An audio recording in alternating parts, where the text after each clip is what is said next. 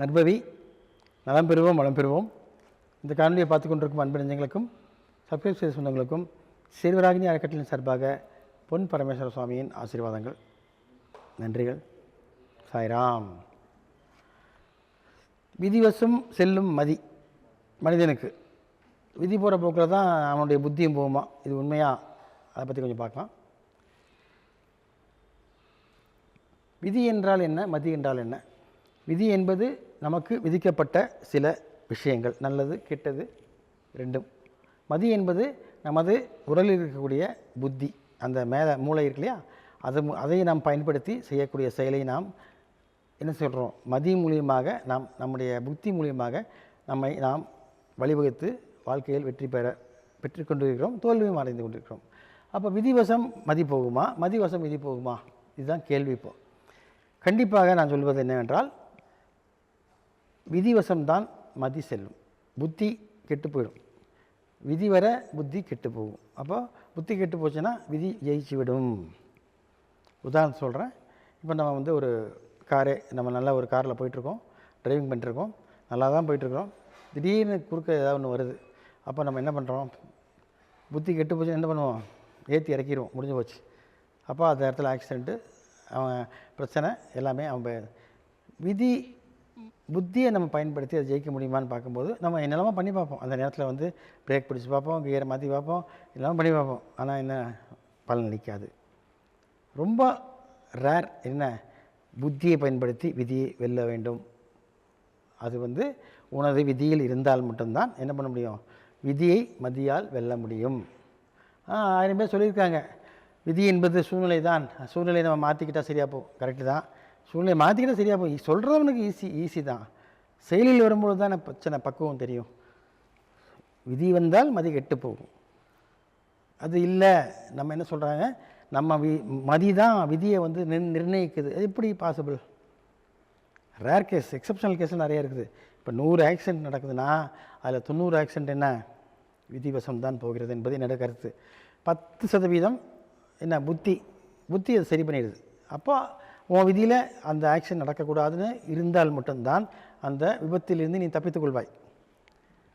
என்ன சாமி இப்படி ஒரு வார்த்தை சொல்லிடுறீங்க, வேறு வழி உங்களுக்கு தெரியல என்ன சொல்கிறீங்க, அப்படி தானே? இதுதான் கணக்கு. இப்போ பிறப்பு இறப்பு கணக்கு கொண்டு வரோம் இல்லையா? அப்போ பிறப்புக்கு பின் இறப்பா, இறப்புக்கு பின் பிறப்பா? கோழி முதல்ல தான் முட்டை முதல்ல பதில் சொல்லுங்கள். இதுக்கெல்லாம் பதிலே கிடையாது. அதே போல் தான் இப்போ நான் சொல்கிறது என்னென்னா, உன் வேலையை நீ சரியாக செய். புத்தியை பயன்படுத்தி உனக்கு எந்த அளவுக்கு எஃபர்ட் போட்டு செய்ய முடியுமோ, எந்த அளவுக்கு சிறப்பாக செய்ய முடியுமோ பயன்படுத்து. சோம்பேறித்தனமாக இல்லாமல், இல்லை அவசர கொடுக்க இல்லாமல் செய்யும் தொழிலை தெய்வமாக நினைத்து செய்தால் கண்டிப்பாக வெற்றி உன் பக்கம்தான். விதியாவது மதியாவது ரெண்டும் ஒன்று தான். அதான் என்னுடைய கான்செப்டு. ஆனால் சில நேரங்களில் ஜெயிக்க முடியல. அது காரணம் என்ன? விதி வசம்தான் மதி போகும் என்பது தான் எனது உறுதியான வாக்கு. இருந்தாலும் முயற்சி செய்யலாம். கருப்பை சிவப்பாக மாற்ற முடியுமா?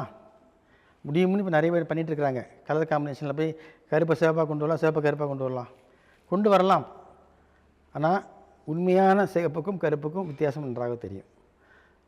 இயற்கை தான், செயற்கை தான். அதுபோல் நாம் புத்தியின் மூலியமாக படித்து கொள்ள வேண்டும் என்று உனது விதியில் இருந்தால் மட்டும்தான் நீ ஜெயிக்க முடியுமே தவிர உனது வாழ்க்கை தோல்வி தான். ஸோ தோல்வியை நாம் சந்தித்தே ஆக வேண்டும் என்று உன் விதியில் இருந்தால் சந்தித்தான் ஆக வேண்டும். அதை நாம் மாற்றிக்கொள்ள வழி கிடைக்காது, தெரியாது, யாரும் உனக்கு உதவ மாட்டார்கள். இதுதான் ஸ்டாண்டர்டாக சொல்லக்கூடிய எல்லாருமே உண்மையாக அதுதான். இப்போ இறைவன் இருக்கின்றானா கேள்வி. அது இறைவன் இருந்தால் இதெல்லாம் நடக்குமா? நடக்கும். இறைவன் இருக்கிறதுனால தான் நடக்குது, இல்லை நடக்காதே. இறைவனுக்கு தெரியும் நீ என்ன பாவம் பண்ணியிருக்க, எதனால் இவ்வளோ கஷ்டப்படுற, ஏன் இவ்வளோ பிச்சை எடுக்கிற, ஏன் நீ இவ்வளோ சௌக்கியமாக இருக்க, ஏன் ஏசி ரூமில் உட்காந்து இருக்குன்னு தெரியும்.